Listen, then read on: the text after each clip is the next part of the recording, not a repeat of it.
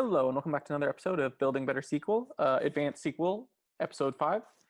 So today, I really wanted to focus on a problem that I've seen pop up a few times in different companies, which is how you treat certain metrics.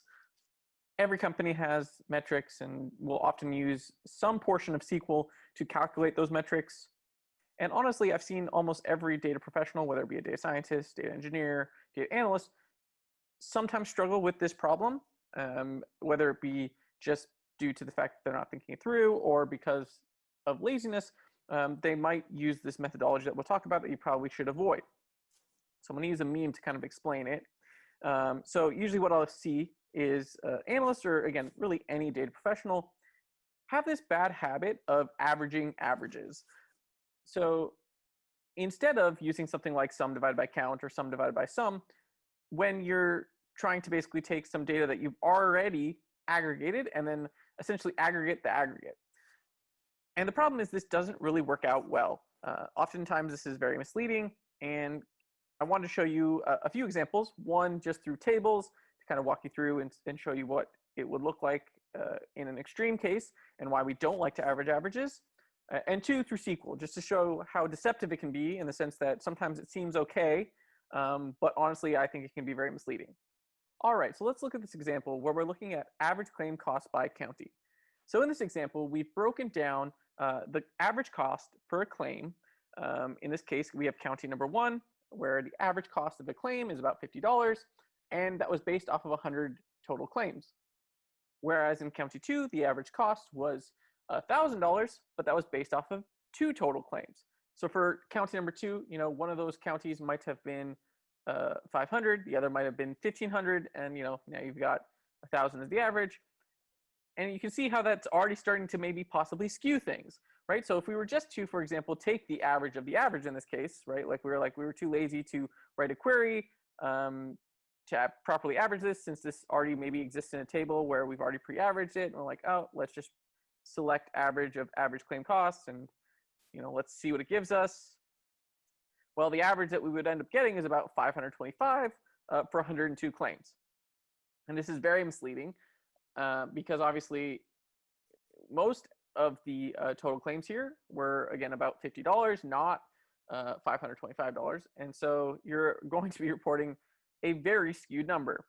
In actuality, if you were to do the math, it's about $68 for the average. If you were to take this, you can actually simply do this by multiplying 50 by 100 and 1,000 by 2, which will give you about 7,000. And so 7,000 divided by 102 is about $68. So that will give you the correct answer, the correct, or the actual average. Again, and although there is some discussion about when to use median and mean and things like that, I'm specifically referring to, I think, what most people think about with average, which is you add up all the total of one value and you divide it by the things that you're counting by. In this case, it's the claim cost divided by total claims. All right, so that was average claim cost by county, and that was just a really extreme example just to show you how off numbers could be. And now I want to show you something why I think some people will do average of average, because it sometimes seems okay, and why I think it's bad. So for this one, let's go to PopSQL. All right, so in this first query, it's just an aggregate table that we've already got. So in this one, we have this patient county. So it's like Grace County, King County again, because we're breaking it down by age ranges, and then mobile county. And then we're calculating the average visits per patient for that county and the average cost per patient for that county. But let's say we wanted to remove age range. We're like, okay, we don't want to include age range. We want to just get the average for county. And maybe, again, I think it's usually due to laziness. We're like, well, I don't want to rewrite a whole query all over again, and we already have this in a table, so why don't we just run the average of the average? And so that would be this query here where we're just getting the average of this average value, and you could run this if you want, or we'll run that. And again, these numbers seem reasonable if you were to kind of look at them and compare them to the previous one. They don't seem unreasonable. Again, if we look at the previous values, right, like your average visits were about 3, 1, 2, and 3. Average cost was somewhere in between, about 300 and 800. So these don't seem unreasonable at this point. But let's take it a step further. So we've written this query where we are a little more granular, and we are at the patient claim level. So So we can actually figure out the number of average visits per patient, and we can also figure out the average claim cost per patient. So if we query this data and compare it, so what you'll see is that average visits actually isn't that different, right? 2.416 and 2.6. Honestly, a director might not make a huge decision based off, 0.2 visits per person. Maybe they would, maybe they wouldn't. It depends on how large your organization is. So it might be tempting based off this number to be like, well, it's fine, right? Like, what's the difference? But then we shift over to cost, and we see that when using the average of average, we get $564 versus when we use the correct way, or I'll call it the correct way, we get $622. And this is arguably a very big difference. This is more than a 10% difference between these two costs. And honestly, if you were to go to your manager and say, hey, I cut patient costs by 10%, that is a huge undertaking. If you could tell any company that you've cut their cost by 10%, that's not a small thing.